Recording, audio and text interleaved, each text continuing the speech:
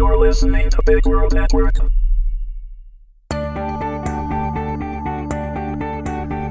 Accidental Passion, Episode 10, Love, read by Meagan Hedin. Warning. Although there is no material subject matter within that couldn't be found in any general bookstore with no age constraint, this series is rated 18 and contains adult situations and content. It is intended for mature audiences only and should not be read if you are uncomfortable with graphic sexual intimacy. Alicia had known the moment she got home to their apartment that afternoon that the results of the mammogram were not good. She could read it in Mary's face, an expression of pain and fear. They had talked and hugged, and she had said all the right things to Mary, that they would get through this, that she would be fine, and many women survive the same thing, leading normal lives. There had been good news and bad news. The good news was that the cancer hadn't appeared to spread to her lymph nodes, and as far as the specialist could tell, the cancer was limited to her left breast. The bad news was that it had progressed pretty far, and a minimal treatment was no longer an option. Mary would require a radical mastectomy of her left breast, followed by radiation treatment. It all seemed to be happening so fast, much faster than either of them could grasp or adjust to with how quickly things were progressing.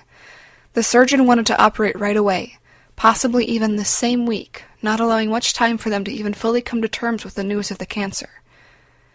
Mary said that evening that she was actually thankful for the speed things were happening. She wanted to have the cancer removed from her body, to have it over and done with. As the evening progressed, the two women cried and talked until they were emotionally and physically exhausted. When they finally headed off to bed, as Mary slid off her clothes and let them fall to the floor, Alicia couldn't help but watch her companion, admiring the beauty of Mary's body. She would love Mary no differently than she did now, and knew she would always be attracted to her. But it seemed so unfair that such a beautiful body was going to be mutilated because of the ravages of cancer. As Alicia stood on her side of the bed, Mary noticed her gaze as she was pulling on the nightshirt, its length barely coming down past her hips, just covering the neatly shaved area between her legs. "You're wondering how bad I will look, aren't you?" Mary asked. "Oh my God, no. I was admiring your beauty and thinking how nothing could ever take that away from you," Alicia said, stripping off her clothes, leaving on only her panties, and then climbing into bed. She had never felt comfortable sleeping in a nightshirt. It always seemed to twist and feel uncomfortable as she would roll over in her sleep. Mary made a small attempt at a smile, resulting in a dry, pursed grin. "You say that now. Before my body is drastically altered." She pulled the comforter and sheet down and climbed into bed beside Alicia. "You know what's funny?" Alicia instinctively rolled over on her side and swung an arm over Mary after pulling the covers up over them. "What's that?" "I never noticed how prevalent the pink is for breast cancer awareness. I mean, we always see it, but it seems today I saw it everywhere. In catalogs, magazines, on posters when I was at the hospital. I even saw it on the side of a city bus today as I was driving home. Everywhere I turn, it's a pink ribbon. I'm sure it's the same amount, but it's amazing how aware I am of it, and how common it is." "Things are always like that when they become personal," Alicia said, running her hand tenderly up Mary's arm to her shoulder. "They jump out at us. I have to admit, I thought about the same thing today and noticed that myself. It almost seemed abnormal, but I know the campaign has always been there, and it does show you what a good job they have done in raising awareness and bringing it to the public." Reaching over Mary, she twisted the light switch off on the small lamp on the end table. "Oh, Alicia, I hate it, though. It seems everything reminds me of my cancer. It's overwhelming my life, seeping into my every thought, and I only just learned about it." Tears welled up in her eyes once again. "I just want to forget about it, even just for a few moments. But it seems I can't even do that."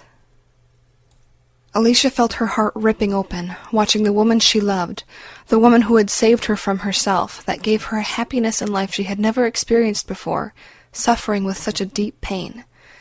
She wanted so much to take it all away from her, to offer her relief from the pain and the fear. "I know," she whispered in the now dark room, reaching up to Mary's face and brushing a tear away. She leaned in and gently kissed the moist skin by her eye where the tear had been, and then gently kissed Mary's eye so she would close it. Mary slid her arm around her, pulling Alicia to her tightly as she continued her little kisses, moving gently to her lips. The two women lay under the covers in the darkened room, pulled tight to one another. Mary's damp lips felt so tender against her own, so soft and innocent, as Alicia tried to transfer all her feelings into them, letting Mary feel that she wasn't alone with her suffering. Slowly, the kisses became more passionate.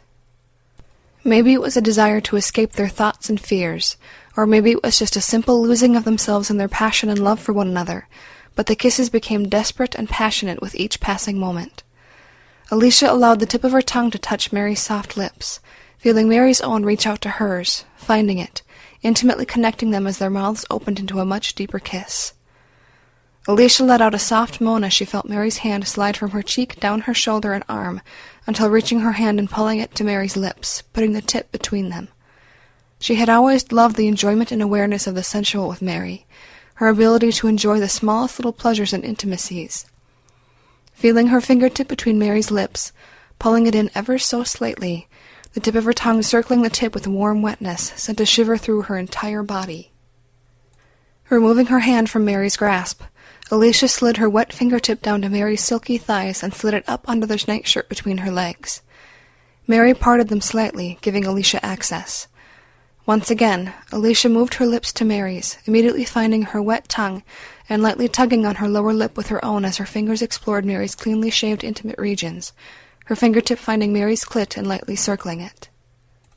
Mary's own hand had slid over Alicia's belly, down into the front of her panties. The sensation of Mary's touch between her legs, combined with the kiss, caused a flush of passion and desire, each continuing their probing and rubbing, building in purpose, until they both very quickly came in short gasps and moans, leaving their fingers moist with the other's pleasure and the smell of their passion filling the warmth under the blankets.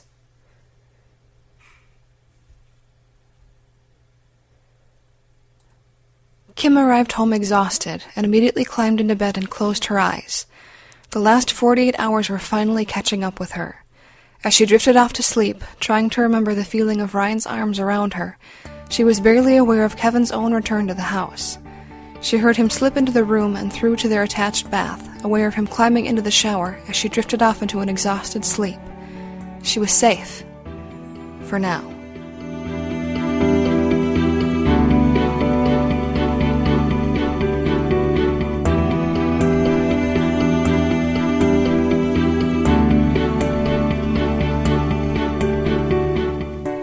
This has been a presentation of Big World Network. Visit us on bigworldnetwork.com for more free weekly series, or follow us on Facebook and Twitter. Thanks for listening.